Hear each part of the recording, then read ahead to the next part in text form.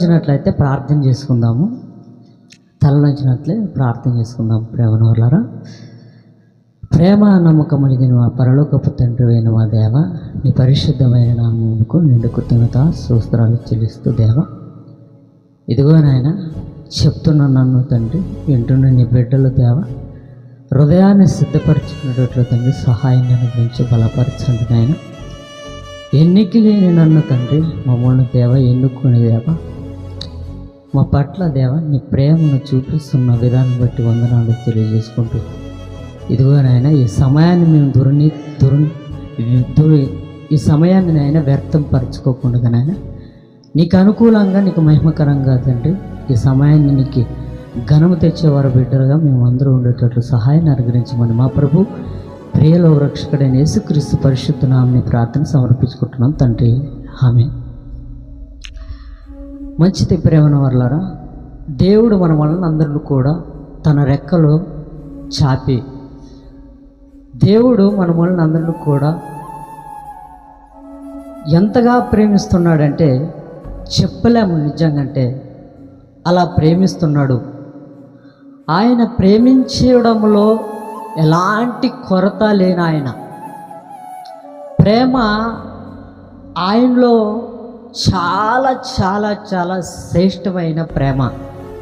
ఈరోజు దేవుడు మనల్ని, పాపులమైన మనల్ని దేవుడు సజీవ లెక్కలో ఉంచి దుర్మార్గులైన మనల్ని, దుష్టులమైన మనల్ని దేవుడు ఎంత ప్రేమిస్తున్నాడంటే చెప్పలేము, వివరించలేము. ఆయన ప్రేమ హద్దులు లేవు. ఆయన ప్రేమకి ఏం లేవు, హద్దులు లేవు. ప్రేమన వర్లారా, హద్దులు లేవు. ఈరోజు దేవుడు మనల్ని ప్రేమిస్తున్నాడని కాలయాన్ని, సమయాన్ని ఎన్నో సంవత్సరాలుగా మనం ఏం చేస్తున్నామంటే కాలయాన్ని, సమయాన్ని దుర్నిగా అంటే వ్యర్థపరుస్తున్నాం ప్రేమన వర్లారా. అందుకే దేవుడు ఇక ఇంతే కాదు, ఇప్పుడు మనము ఈ క్రిస్మస్ సందర్భంలో ఒక ప్రాముఖ్యమైన విషయాన్ని మనం మాట్లాడబోతున్నాం. ఏమనంటే దేవుడు తన కుమారుని మన కొరకు అనుగ్రహించాడట. దేవుడు తన కుమారుణ్ణి, ఇదిగో నా పిల్లలైన వీళ్ళు నరకాగ్నిగుండంలోనికి వెళ్ళిపోకుండా వీళ్ళని కాపాడుకోవడం ఎలా క్రీస్తు పూర్వం 3000 సంవత్సరాల క్రితమే, క్రీస్తు పూర్వం 3000 క్రితమే ఆయన ఏం చేస్తున్నాడంటే 3000 క్రితమే ఇదిగో మనిషి పట్ల ప్రేమ కలిగి, జాలి కలిగి, హృదయాన్ని, ఇదిగో తన ఉన్న ఆ మంచి మనసును మన పట్ల పరుస్తున్నారు ప్రేమన వర్లారా. ఈరోజు ఈ సమయానికి మనం ఉన్నామంటే కేవలం ఆయన కృప. అందుకే మనం ఒక మాట చక్కగా చదువుకొని వాక్య భాగంలోనికి వెళ్దాం ప్రేమన వర్లారా. ఏమనంటే మత్తయి సువార్త మొదటి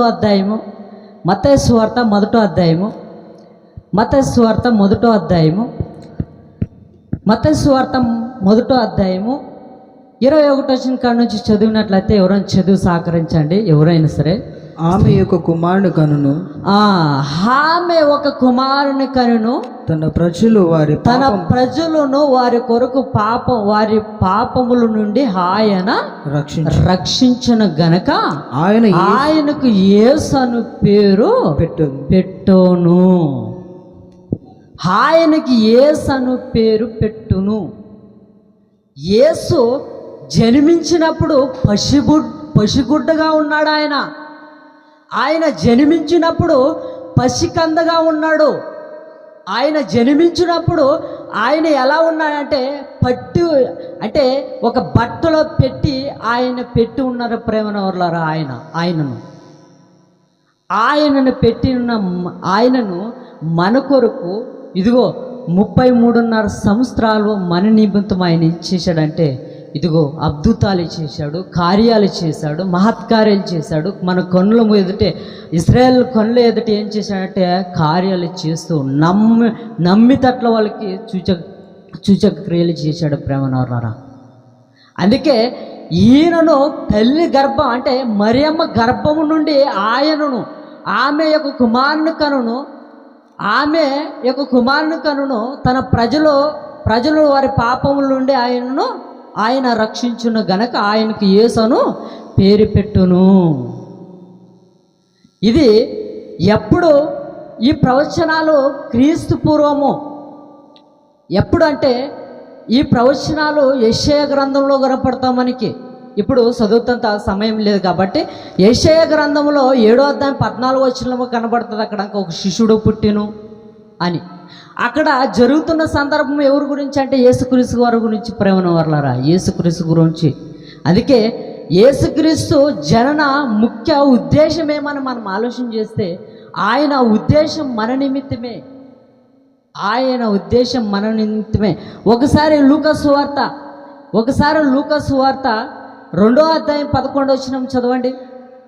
లూకాసు వార్త 2వ అధ్యాయము దావీదు పట్టణమందు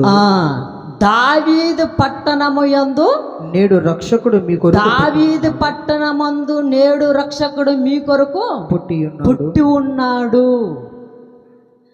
దావీదు పట్టణమందు నేడు రక్షకుడు మీ కొరకు పుట్టి ఉన్నాడని సెలవిస్తుంది. ఆయన పుట్టక రహస్యము చాలా చాలా దాగి ఉన్నవి. ఆ రహస్యాలు మనం చరిత్రలో ఎదగగలిగితే ఆయన పుట్టి చాలా రోజులు అయినప్పటికీ ఇప్పుడు ఎందుకు జరుపుకుంటున్నామని మనం ఆలోచన చేస్తే మనం ఒక క్రైస్తవులుగా కాకుండా హన్యులుగా దాన్ని ఆచరించుకుంటూ వస్తూ ఈరోజు మనకు కూడా అదే పాఠంగా మిగిలిపోయింది. ప్రేమన వర్రా పాదాలు కడిగారంటే ఈరోజు మనం ఒకరి పాదాలు కడగలుగుతున్నామా? ఒకరి పాదాలు ముట్టగలుగుతున్నామా? ఒకరు ఉమ్మి వేస్తే ఉమ్మేసుకుంటున్నామా? ఒకరు గుద్దితే గుద్దేసుకుంటున్నామా? ఒకరు అంటే అవమానం పడుతున్నామా? ఒకరు హేళనగా నొగితే హేళనగా మనం ఊకుంటున్నామా? ఏమంటున్నామంటే ఆహా నీవు నన్ను అనడమేంటి, నీ నీతి నా కొన్నేం నీతి ఎక్కువ, నీ నీతి నా నీతి కొన్నేం ఎక్కువ. నిజంగా ప్రేమ వర్లారా ఈ సందర్భంలో ఒక మాట చెప్తాను. ఏమనంటే ఎప్పుడు కూడా పిల్లలు పుట్టింటారు కదా, ఆ పిల్లల్ని మన పిల్లలుగా భావించుకుని ప్రేమించినా పర్లేదు. ఏమంటారంటే పెద్దలు ఒక మాట అంటారు. ఏమనంటే అంతేలేండి, ఎవరు కొడుకు ఎవరు పిల్ల వాళ్ళకే ముద్దు అంటారు. అది రైటు. కానీ పాప క్రియల్లో మాత్రము పాపపు ఆ చంచలమైన మనసు మాత్రము ఎవరి క్రియ వాళ్ళకే ముద్దు అన్నట్లుగా ఉంటే మనం పరలోకానికి చేరుకోలేము. ఎవరి క్రియ వాళ్ళకు ముద్దు అన్నట్లుగా మనం ఉంటే మాత్రం నిజంగా అంటే బైబిల్ సెలవిస్తుంది, తన అతిక్రమమును దాచిపెట్టుకున్నవాడు ఏమై ఉంటాడంట, వర్ధిలుడంట. అతిక్రమమును ఒప్పుకొని విడిచిపెట్టేవాడు వర్ధిల్తాడంట. ఎప్పుడు కూడా మన పాపములు మనకు ముద్దు, నా క్రియలు నాకు ముద్దు, నా క్రియలు నాకు ముద్దు ఇలా అనుకుంటూ పోతే మాత్రము దేవుడు నిజంగా అంటే మెచ్చుడు. ఒకరు అనడం వల్ల మనకి ఏమై ఉంటుందంటే నాలో ఉన్న పాపము దిద్దుకోవడానికి ఒక వ్యక్తి అంటున్నాడని మనం భావించుకోవాలి. ఒకరు అనడం వల్ల, ఒకరు నిందించడం వల్ల ఎవరైనా ఈ సందర్భంలో ఈ మాటలు ఎందుకు చెప్తున్నా అంటే యేసుక్రీస్తు పుట్టాడంటే ఆయన ఎన్ని నిందలబడి ఉన్నాడు.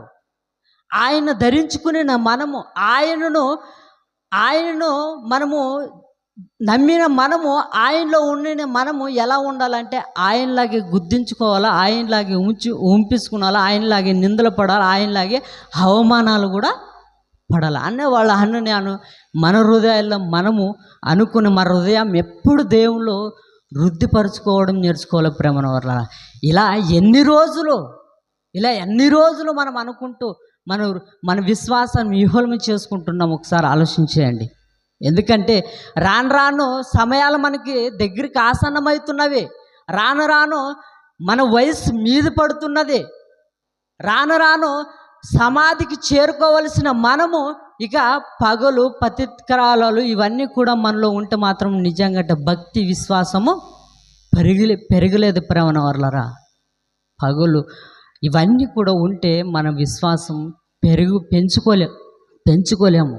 అందుకే యేసుక్రీస్తు ఎలా ఉన్నాడప్ప అని మనం ఆలోచన చేస్తే మన నిమిత్తం వచ్చాడంట. ఇక లూకా సువార్త 15వ అధ్యాయము, లూకా సువార్త 15వ అధ్యాయము,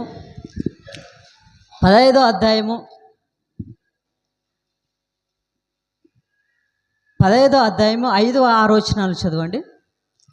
మొదటి నుంచి చదువు. ఫస్ట్ వచనం. 5వ వచనం. అది దొరికి ఒకప్పుడు సమస్తమును, ఫస్ట్ నుంచి, సుముఖరులు పాపులను ఆయన బోధ వినుటకు ఆయన దగ్గరకు వచ్చుతుండగా పరిసయ్యులు శాస్త్రీయులను అది చూచి, ఇతడు పాపులను చేర్చుకుని వారితో కూడా భోజనం చేయుచున్నాడు, చాలా సనుగుకొనిరి. అందుకు ఆయన వారితో ఈ ఉపమానం చెప్పాను. మీలో ఒక మనిషినికి 100 గొర్రెలు కలిగి ఉండగా వాటిలో ఒకటి తప్పిపోయిన ఎడల అతడు 99 అన్నిటిని అడవిలో విడిచిపెట్టి తప్పిపోయిన దానిని దొరుకు వరకు దానిని ఎదికి వెళ్ళాడు. ఏమై ఉన్నాడంట? 99 గొర్రెల్ని విడిచి ఆయన ఏం చేశాడంట? తప్పిపోయిన దాన్ని ఏం చేశాడంట? రక్షించడానికి వెళ్ళాడంట, పునుక్కోవడానికి వెళ్ళాడంట. ఈ ఉపమానం ఎవరి నిమిత్తము? మన నిమిత్తమే. దేవుడు ఇప్పుడు యేసుక్రీస్తు ఆయన ఏం చేస్తున్నాడంటే, ఎంతమంది నీతిమంతులు ఉన్నారనేది ఇక్కడ ప్రాముఖ్యత కాదు, ఎంతమంది భక్తులు ఉన్నారనేది ప్రాముఖ్యత కాదు. యేసుక్రీస్తు ఏమంటున్నాడంటే పాపుల కొరకు. అందుకే ఏమని అంటాడు? నేను నీతిమంతుల కొరకు రాలేదు, పాపులను రక్షించడానికి వచ్చి ఉన్నాను అంటాడు ప్రేమనవరారా. అందుకే మనము పాపములో ఉన్న వాళ్ళము ఉంటేనే తప్ప, పాపిగా మనం పాపిగా మనము ఎప్పుడు మన హృదయాలను మెసిలితేనే తప్ప మనము నీతిమంతులుగా తీర్చిదిద్దబడలేం. నాకేంటిలా, నన్ను నీతిమంతుడు, నన్ను భక్తి కలిగిన వాడునని ఇలా మనం ప్రవర్తిస్తే మాత్రం దేవుడు అస్సలు మన హృదయాల్లో ఉండడని బైబిల్లో సెలవిస్తుంది.